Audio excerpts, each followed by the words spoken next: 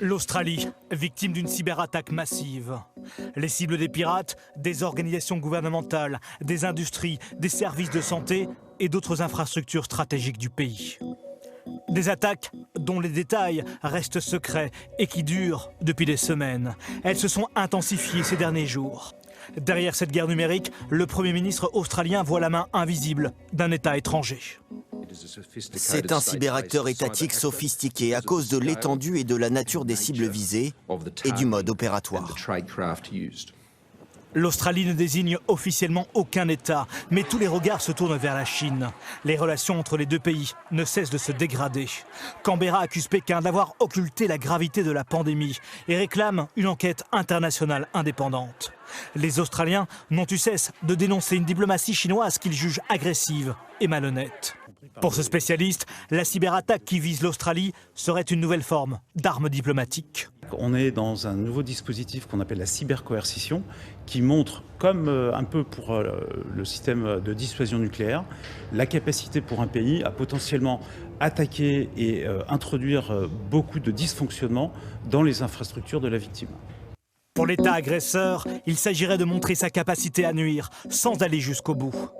Sans commenter l'attaque en Australie, la Chine s'est contentée de dire qu'elle était opposée à toute forme de cyberattaque.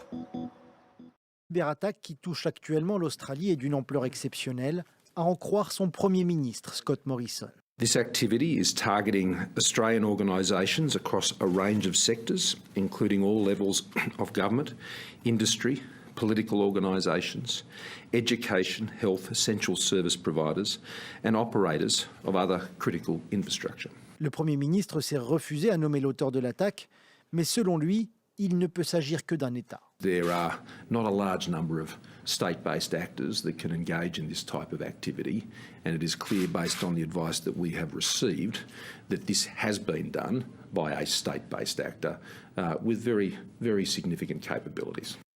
Les regards se tournent vers la Chine, qui, selon plusieurs médias australiens, est un des seuls pays à pouvoir mener une telle attaque. La Chine est accusée depuis des années de vouloir interférer dans la politique et l'économie australienne, mais les relations entre les deux pays se sont fortement dégradées lorsqu'en mai, le Premier ministre Scott Morrison a réclamé une enquête internationale indépendante sur les origines du coronavirus. La réplique de la Chine ne s'est pas fait attendre. Elle a imposé des droits de douane punitifs sur des produits australiens et déconseiller l'Australie comme destination touristique. Selon le Premier ministre, les données personnelles des Australiens n'ont pas été dérobées. Le gouvernement lance un appel aux institutions et aux entreprises à recourir à des experts et à mettre en place des systèmes de défense.